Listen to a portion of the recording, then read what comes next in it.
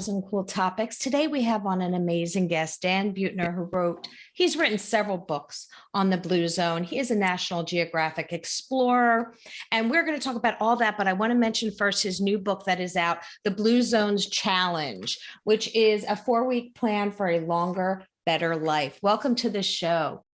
I'm delighted to be here. I have to say, just your the title of your podcast is just it's fun. You can tell you take on serious topics, but don't make them overly serious, and it just makes you want to lean in and engage. So I'm so happy to be here. Well, thank you. Thanks so much. Yeah, that's how. To get through it. Yeah, to get through the hot flashes, you got to have some fun. and we really try to I'll keep that in mind. Yeah, because most partners have to go through it too. If we're going through it, usually a partner is trying to figure out what is happening and how can I help. So we talk a lot about perfect. Partners issues, but, we try to talk a lot about midlife topics, and something that comes up a lot is longevity, how we are living longer than ever before. And what do you want to do with that time? And I really love what you're doing with the Blue Zones, because yes, you started 20 years ago doing this research, and I'm excited to talk to you about it, but you are not saying you have to be boot camping and doing this. It's really about a lifestyle choice and what is important in your life, about family first and creating a purpose. So if you could, what got you started with the Blue Zones? I know it was 20 years ago, but what got you started with that? I've been doing expeditions with National Geographic now for about 30 years. And right before working on the Blue Zones, I've been solving other mysteries. And I got pretty good at pulling together a team of scientists to unravel mysteries that are on our mind. But at a certain point, I realized that putting good years to our life meant more than just about anything. I mean, our previous mysteries were, why did the Maya civilization collapse? And did Marco Polo go to China? And people are kind of interested in that. But most people, especially when you hit middle age, you're really interested in adding good years. And by the way, actually, life expectancy has been dropping in the last 2 years. So we're not living longer because of chronic disease that's foreshortening our lives. And, life expectancy for women in this country right now is about 80, but the capacity of your body, woman's body, is probably 93. So we're leaving about a dozen years on the table. And what Blue Zones has tried to do in a scientifically responsible way is to, first of all, find the populations who have achieved the outcomes we want, which is making it into their 90s without diabetes and obesity and heart disease and dementia, and then reverse engineer what we're doing.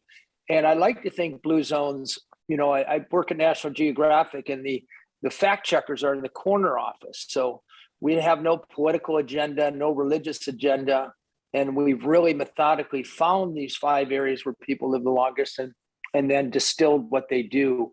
And that Blue Zone Challenge book you just held up represents 20 years of how you put it to work in your life. It's one thing to know what to do to live a long time, but then how do you actually do it, and do it for long enough that you don't develop that one of these diseases that's killing 8 out of 10 Americans before their time is due. What do you think are some of the most common attributes that you find of people in the Blue Zones? So first of all, they're eating mostly a whole food, plant-based diet, 90 to 100%. Doesn't mean they're not eating meat, but they eat meat only about 5 times a month. The cornerstone of every Blue Zone diet in the world are whole grains, greens, nuts, and beans. If you're eating a cup of beans a day, it's probably adding 4 years to your life expectancy. And I think it surprises a lot of people to discover that, one, the diet of longevity is actually high in carbohydrates, complex carbohydrates, not very high in protein, although there is plenty of protein. The average American gets about twice as much protein as they need. And number two, you might have all noticed that expensive food wasn't on that list. That American, no matter how poor you are, if you're living in America, you can afford a Blue Zone diet. And indeed, most of the cheapest foods, I wrote a book called The Blue Zone's Kitchen, which is 100 recipes that live to be 100. And that part of doing that was doing a meta-analysis of the diets of longevity. And they're eating peasant foods. They're eating cheap foods that, they're served at the bottom of the bottom shelf in grocery stores, and they cost a few bucks. In fact, I could show you, I just made this huge pot of minestrone this morning, probably made servings, and I bet it cost me $8. And I would argue that it is the best longevity cocktail human beings have ever invented. And it took me about 15 minutes of prep time. Yeah, I'm from a large family of 12 kids, and people always say to me, oh, I bet you had a lot of beans growing up, because that fed a lot of people. You got protein and it fed a lot of people cheaply. And now you're finding out that this is really good for you, that you're, yes. Mm-hmm. They're super. You know what Blue Zones can teach Americans about beans is how to make them taste delicious, which is kind of the point behind the Blue Zone Kitchen. Because we don't, we have Boston baked beans, or, it's usually an afterthought. They're poorly, or we open up a can of crappy beans and pour them on something. But there are amazing recipes that make beans taste much better than meat. And they're 5 times healthier. So, we're big fans of beans at Blue Zones. You also talk, it's interesting in the Blue Zones Challenge, you kind of start the book by saying, if you are suffering from obesity or some of these other issues, it's not necessarily your fault. Yeah.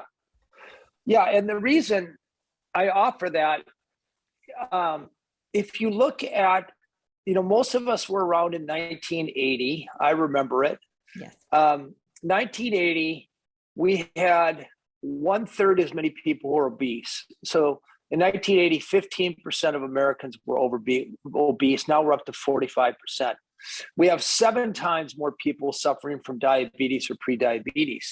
And you ask yourself, well, is that because people today have no sense of responsibility, or they're stupid, or they don't have discipline, or there were better diets in 1980 than there are now? No, none of those are true. What has happened is our environment has changed. There are literally 20 times more fast food restaurants. 57% of all retail outlets try to sell you junk food, from the place you get your tires changed to the places that sell you diabetes medicines. They route you through a gauntlet of sodas and salty snacks and sugary sweets. And we are genetically hardwired to crave sugar, fat, and salt. And then when you get put in this ocean of constant, relentless temptation, heck, nobody's going to be able to beat that. So the Blue Zone Challenge, I make the argument that you're not going to be able to successfully change your behavior and beat this obesity thing, or even beat overweight. You have to change your environment. And I offer about 20 or 30 evidence-based ways for you to shape your surroundings so that the healthy choice is the easy choice. And, this year, about 70 million people will declare a New Year's resolution on January 1st, and 80% of those will be off that resolution by Valentine's Day. So when it comes to resolutions, they just don't work. Because we can't remember, and we lose discipline, and we lose presence of mind. But if I show you how to shape your kitchen, set up your kitchen so you mindlessly eat 200 fewer calories a day, that could last for decades. You talk about some very realistic ways of doing that. For example, taking the 14-inch plates and buying 10-inch plates. How does that help? How do things like getting rid of your toaster, how do they help? Yeah, so Cornell Food Lab has done most of this research. So we know that you take the exact same amount of food and put it on a 10-inch plate and a 14-inch plate. On the 14-inch plate, it looks so much smaller. And we subconsciously think we're eating less when we perceive it as smaller. So we tend to eat more. So people eat off of 10-inch plates tend to consume about 20% fewer calories than they would if they ate off the big plates. I like to kind of joke that we're all on a seafood diet. We eat the food we see. So when you put a toaster on your kitchen counter, every time we walk by, it prompts us, ooh, put something in that toaster. And typically what we put in toasters isn't all that healthy. We're not usually putting 100% whole grain piece of bread in there. We're putting Pop-Tart or English muffin or a bagel, some high simple carbohydrate bomb. So we know that people simply take that prompt off their counter, put that toaster away. They weigh about 6 pounds less after 2 years than people with toasters on their counter. So what I do is offer a number of these evidence-based ways to shape your home. You know that we make about 220 food decisions a day. Am I going to put salt on my food? Am I going to have water or orange juice with breakfast? Am I going to put ketchup on my hash brown? And I'm going to eat that last bite. Am I going to have dessert? Way more decisions. Only about 10% of those decisions are conscious. So if I can engineer your unconscious decisions, I can help make sure that 90% of the decisions you're not thinking about are better. And my possibility of helping you eat better is much greater if I'm engineering your unconscious decision than it is if I'm trying to hound you or you're a bad person if you have that chocolate, which people don't like to hear in the first place. And in the second place, it doesn't work.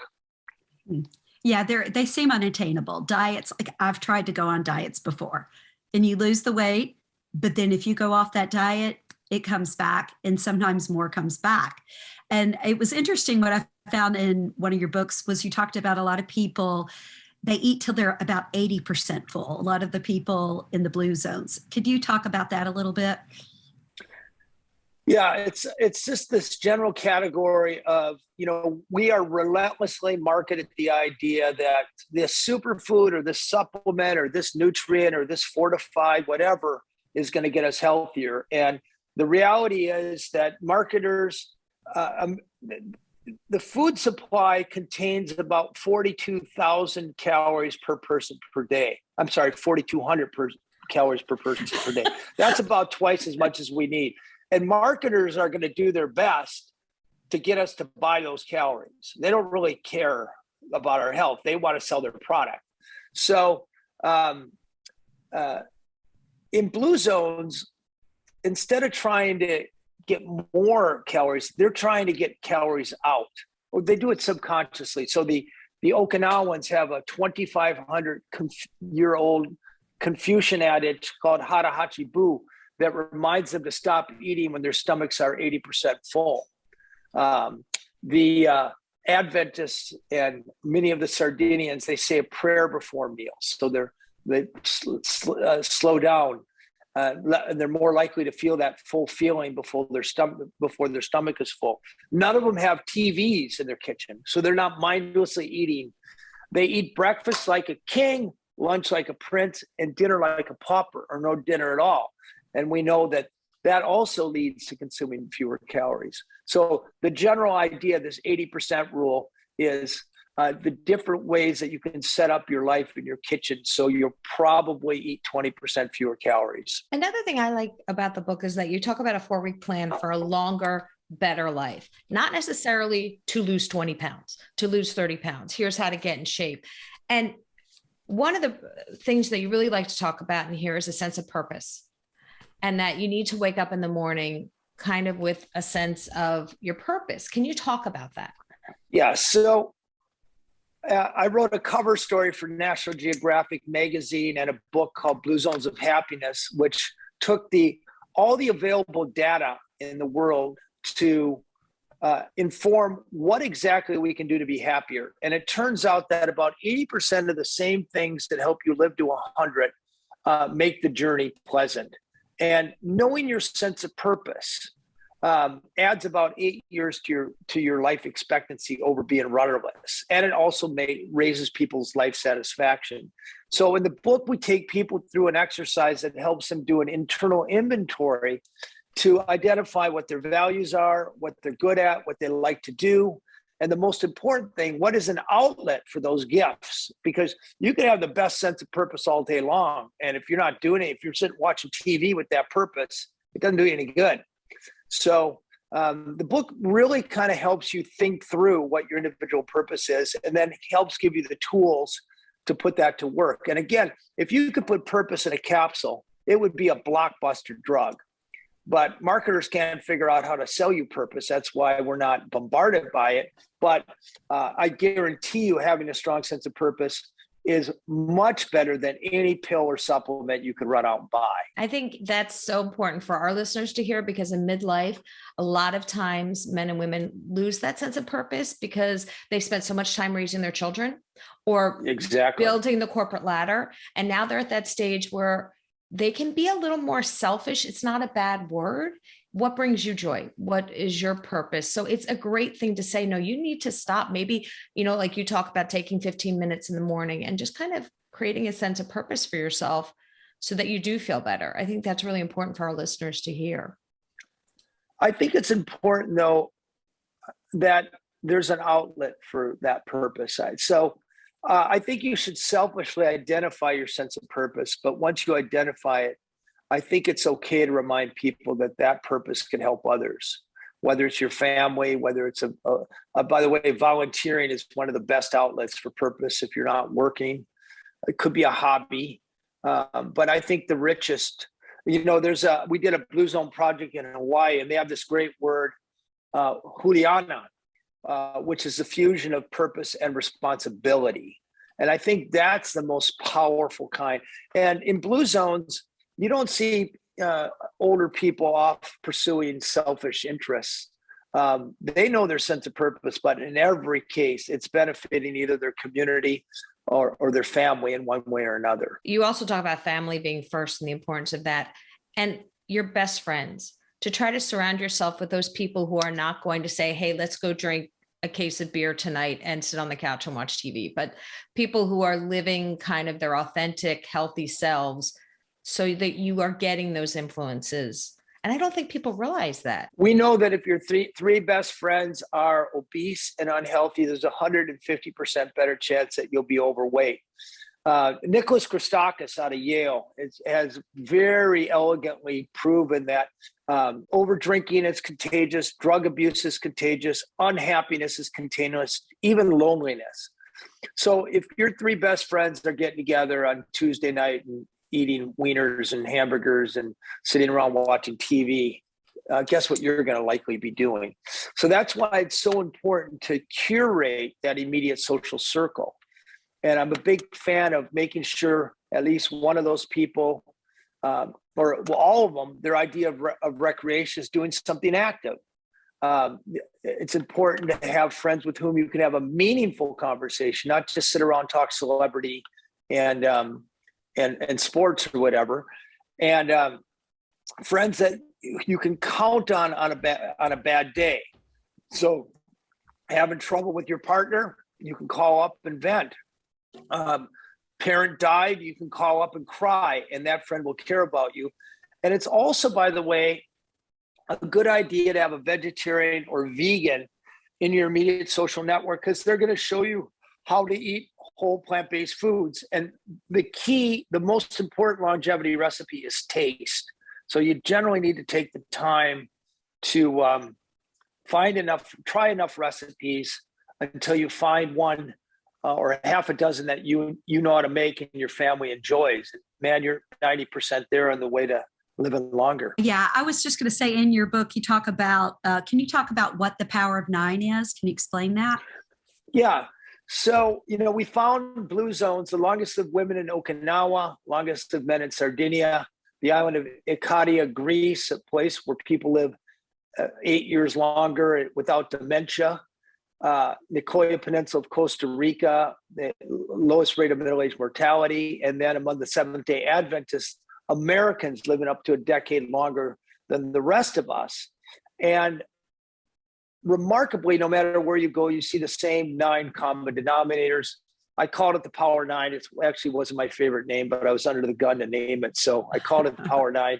But they're the 9 common denominators. And we think because it shows up so prominently in all these disparate cultures of longevity, it's probably a pretty good guide. And in the Blue Zone solution, I lay out the Power 9 very clearly. And most of the book then shows you how to set up your life so the Power 9 is mindless, so that your unconscious decisions are better without you having to work at it or think about it. And there's plenty of science to show you how to do that, and plenty of science that will show you that if you start a new diet on January 1st, that 97% of you will fail. I defy anybody to show me any diet that works for more than 3% of the people after 2 years. It's just an ongoing fiction that prints money for marketers and doesn't do yourself any favors, unless you're trying to squeeze in a dress for, a wedding or something like that. Do you think it's just that people want the quick fix, that they don't? Because I know for a lot of people, if a diet, it's really a change of lifestyle. They're changing the way they think about food, they eat food, their relationship with food and exercise. Do you think that that's more of a common sense way of doing it? Our bodies are incredibly smart. And evolutionarily speaking, we've eaten basically a whole food plant-based diet from paleo times on. So when we feed our body that, it feels satiated. The problem with eating packaged foods or highly processed foods is they're super highly calorically dense, but nutritionally bankrupt. So we eat these foods and it doesn't satiate us. So we've doubled the calories that we should have eaten in one sitting. And then our tissues, the 30 trillion cells in our body are still saying, no, I need more. So if we try to do a diet where we're not doing anything but whole food plant-based, your body's going to be starved, and it's going to constantly be, first of all, if you cut calories, your metabolism slows down, so you burn fewer calories. You have that gnawing feeling of hunger. That doesn't go away. There are very few people among us, single-digit percentages, that can put up with that constant hunger that comes from trying to stay on a diet. And then you put people in a food environment where you're bombarded by all these other temptations. It's just a invitation to lose. Meanwhile, if you're eating a whole food plant-based diet, hearty oatmeal for breakfast, chunky minestrone for lunch, a wonderful, I do a longevity stew, that I learned icaria for dinner with a piece of sourdough bread. You're not only satiated, your cells are happy. You've gotten the nutrients, and then you're not, going to the refrigerator for the ice cream an hour and a half later. So, and it does seem like a lot of those Power of Nines kind of correlate, because if your community is being supportive, then your stress levels may be down, then you may not be searching for that sugar connection. Like, they do kind of go intertwine with each other to create a balance in your life. You hit the nail right on the head, because a diet never works in isolation. Exercise programs don't work in isolation. So in Blue Zones, people are eating whole plant-based. They're moving every 20 minutes naturally, because their life is underpinned with purpose. Their immediate tribe, we call it a moai, the 4 or 5 people around them are supporting these decisions on a day-to-day basis. In other words, when we're with them, we're eating wisely and moving naturally. And they live in places where the healthy choice is the easy choice. And the magic isn't in any one of those 5 things. The magic is in the interconnected, mutually supporting nature of those things that help keep people doing the right thing and avoiding the wrong thing for the decades necessary to not develop a chronic disease. Because remember, Blue Zone's way to longevity, nobody out there, there's nobody in the world who can give your body the potential to live longer than the biological mechanism allow us. Americans are dying because they're foreshortening their lives because of chronic disease. And what Blue Zone shows you how to do is elude those chronic diseases so your body can live out its potential, which today is about 93 years. Everybody listening right now should should be able to live to be at least 93. And if you won the genetic lottery, you might hit 100 or 110. But 93 is what you should get. Right now, we're only making it to 80. So we should go out and get those dozen years what we deserve. Have you found that, I know that in your book you talk about as Western world and fast foods enter some of these areas near the blue zones, have you seen any changes in the blue zones longevity? Yes. So as the American food culture hits blue zones, it's destroying them. So Okinawa, most tragically, when I started this work in 1999, they were producing the longest lived people in the history of the human race. Now they are the most unhealthy prefecture in Japan, largely because the American bases and all the fast food restaurants that have sprung up around it. And they've kind of crisscrossed the the island with these highways. So they're not walking as much, but yes. But conversely, I've had a business for the past 12 years. Cities hire, we have 200 employees, and we go into cities and we show cities. Our team helps shape the environment of cities, the policies, restaurants, grocery stores, workplaces, and schools, and a critical mass of individuals. We show them how to change their environment. And we've been successful at lowering the obesity rate in cities by as much as 15%. And we get paid by insurance companies to do this. So these ideas are all portable, they're evidence-based, and they're within reach of everybody listening right now. It's just a different way to think about health. Instead of, the empty promise of an overnight fix with a diet or new exercise scheme, this is a way to set up your life for the long run.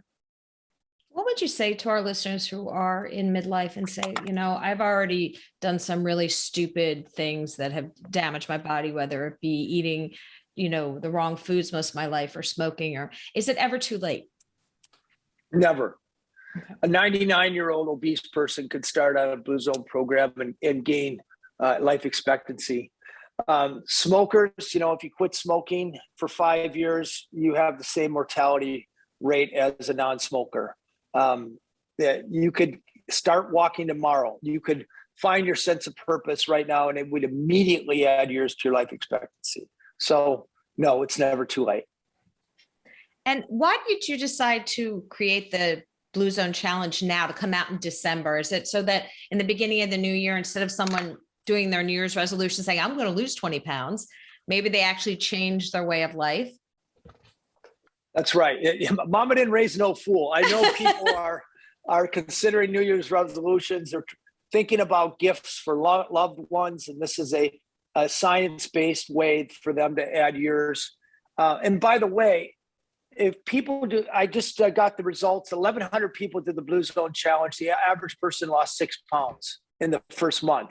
That's sustainable weight loss. If I came in here and said, yeah, you're going to lose 20 pounds in a month, you'd be pretty sure that I'm a snake oil salesman. 6 pounds a month is a very realistic, maintainable weight loss trend. And you will lose, if you do the Blue Zone Challenge, within about 2 days, you should start feeling more energetic. If you have skin problems, you should see that clear up after about 3 weeks. Your mortality rate goes down by about 10% after 3 weeks. And after 4 weeks, you should lose between 5 and 8 pounds if you're an average person. So, and this is more or less mindless after you put it in place. The whole idea is you set yourself up, you set your surroundings up, your kitchen, your bedroom, the rest of your home, your workplace, your commute, your social environment, and to a certain extent, your internal environment. We take you through a process over 4 weeks of setting up those environments, and then you can forget about it. Your unconscious decisions are henceforth engineered for better outcomes. And you really do have great recipes and scorecards in here, and just realistic, even talk about communities where there's faith communities seem to live longer. And there's so many interesting things in this book that I just think it makes a great holiday gift and a great New Year's gift to start the new year, because we all want to start healthier and feel better. For a lot of us in midlife, it's less about exercise to lose weight and more about exercise to feel better and live longer. We've kind of shifted our mindset. So I think it would be great for our listeners to check out this book, The Blue Zone Challenge. And thank you so much for coming on the show today. We truly appreciate it. Yeah, it goes on sale tomorrow, Tuesday. It's on Amazon. It's already a #1 bestseller in longevity and plant-based diets. And it took 20 years. And yes, I appreciate you suggesting it to your audience. It's a great honor. Thank you very much. So much. We Thanks. appreciate it. Thank you. Guys, thank you very much. Thank I'm you. sending you a big telephonic hug. Thank you. Thank you. Thanks. Happy Thank you. holidays. All right. Bye-bye. Bye-bye.